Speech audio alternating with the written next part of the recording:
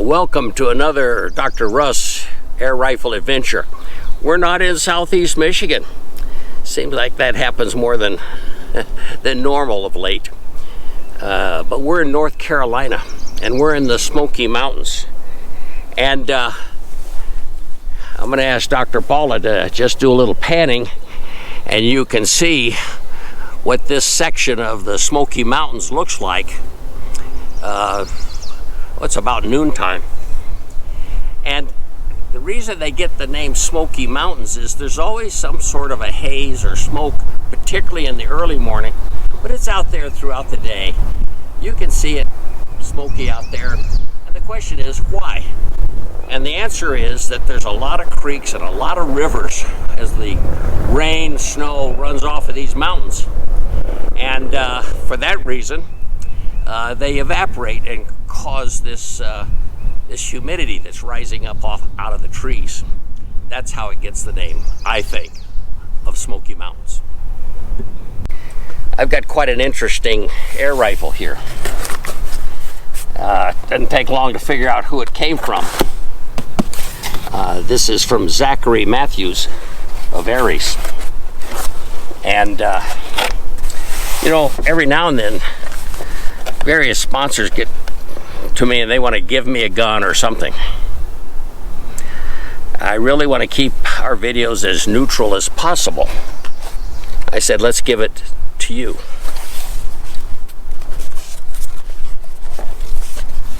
And this is not an inexpensive air gun. This is an AEA Terminator semi-automatic 30 caliber. Oh, it's a sweetheart. Look at this bubbler right here, so that you know when you have the scope mounted up here that if you've tilted this gun, your scope isn't going to help you. Large magazine goes in here. It's over here, and you can adjust the power, and you can check the air power that's in this. I'll come up with the full specs here shortly, but one of the things that makes it kind of neat is where's the rest of the gun? It's not just a long pistol. So I am told that you can screw on the back, and now you have more of an M16 look. I know this gun's over $1,000, and you're going to win it. Probably if you enter this contest, you'll have some of the best odds of any contest, because it's going to be like 1 out of 300, 400, 500. We haven't come up with the exact rules yet, but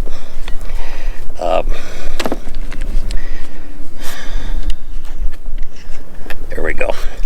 So the point is that if you don't want to hold it like this, here's a little lever here, and she can fold away like this. That's a rather neat air rifle. Well, anyway, the details of that little contest is coming, so watch for that. Let's get up here in these mountains and see if there's any critters. Too bad the elk season isn't going, because this sure looks like an elk scrape to me. And of course we know that there are black bear and elk here in the Smoky Mountains. And I'm pretty sure that's what that is. And there's a lot of squirrels and other destructive critters. You know, I talked once before about what it takes to be a great air gunner. You might say, well, I'm a pretty good air gunner. I'm an average. I'm just learning. And I said then, I think it's still valid today, You know, you could be the greatest plumber, electrician, carpenter around, but if the rest of your life is all screwed up, well, then maybe you're not so great. I think to be, you know, a good carpenter, good plumber, okay, but to be a great one and have people say you're great, you've got to have your whole life, I think, in order. And so I thought I would just share some of the things that have happened in my life and friends of mine that might move us all towards being great people who are great air gunners. One of my friends and relatives is Pastor Bernie. He had a church and he had a parsonage right next to it. And he usually just walked across the parking lot in the grass and got there 20-30 minutes early, looked the place over before the people arrived. And he gets over and he sees it's an evening service, and he sees a bat flying around inside this church. Well, he ran back home, got a Daisy BB gun, and he came back over and he went up and he saw this bat was flying around above the choir. And he knew it would just take one dropping from a bat onto a choir member and the church service would end. He found a bag and he put it on the floor right below that bat. He took that air gun and with one shot he hit that bat and it fluttered down and into that grocery bag.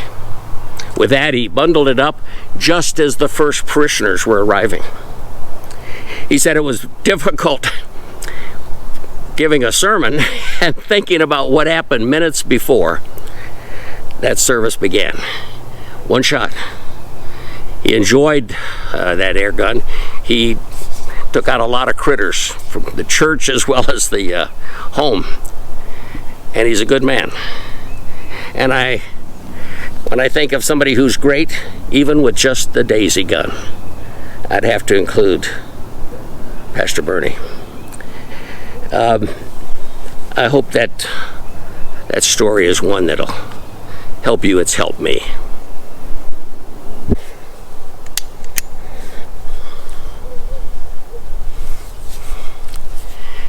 You know, that story about Pastor Bernie and the bat.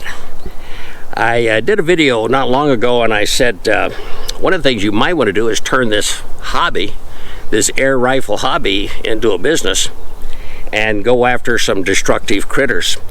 You might find yourself on some rather interesting farms, rural areas. But as I thought about that story, it occurred to me that I think some people would say, oh, raccoons, they don't bother me. Woodchucks in the backyard putting holes, that doesn't bother me. And squirrels robbing the bird feeder's nest, that doesn't bother me. But I think when you say bats, I think bats can bother a lot of people, women and men. So I might move the word bats into the beginning of the discussion so you keep their interest. Well, let me share another story with you about post-traumatic syndrome disorder, PTSD. Well, that's a mouthful, isn't it? I had it. And the more I studied it, the more I found out that probably everybody has it. You see, it's a natural reaction of your body that if you had a really bad incident in your life, you put it away from you. For me, it was Vietnam. Oh, that wall of Vietnam, I couldn't think about Vietnam unless you brought it up first. Then I'd talk about it. But some very horrible things took place in that place. I lost some good men. I got shot 3 times myself. But everybody has it. Maybe a bad automobile accident that you had. Maybe your old man got a hold of you once with a switch or a belt and you don't think about that anymore. Mine was problematic because if I couldn't think about Vietnam voluntarily, then I couldn't think of some college before that. and high school before that, and middle school and elementary school. Those days were unreachable by me. But if you brought them up, I could go there. And so I saw an Army counselor who said, I think we can fix that. And I think the most noticeable thing that they shared with me is that often when we say something like, did you ever own a dog? Did you go to high school? Whatever. Frequently, our eyes, this is a part of a study called REM, Rapid Eye Movement. What you do is you look up, oh yeah, I had a dog. Oh yeah, I went to high school. And, but you got to look up to kind of pull it out of your brain. And this counselor said, when people bring things up, don't look up. Look them right in the eye and say, sure, I'll talk to you about Vietnam. What do you want to know? And it was through a number of those sessions that today I can bring it up. I've just brought it up here today. And sometimes they're painful and sometimes they're not. But we need to remember all of our past experiences, do's and don'ts, and how we handle them today. One of the problems I have is, as you probably know, here in the year 2002, that there's a conflict going on. I don't want to mention names and whatever. Google has a way of pulling videos. But we have a pretty big skirmish over in the east. And the leader of the attacking company, I don't think he sees the big picture. I don't think he realizes that what goes around comes around. Even our own leader has been talking about a change of power here on this planet, because that company and country in the East has been considered to be the second most powerful military and in the world, hopefully behind our own. And when this skirmish is over, they may be considered to be the second most powerful military in that country. Sometimes you can get yourself into some things, and whether it's in a war, maybe it's in a marriage, maybe it's with children, be real careful. Remember that what goes around comes around. Choose your words carefully. Maybe bounce a plan off of some friends before you just strike forward some of these things. See the big picture, and always remember, what goes around comes around. Now, I did see some big red squirrels around here.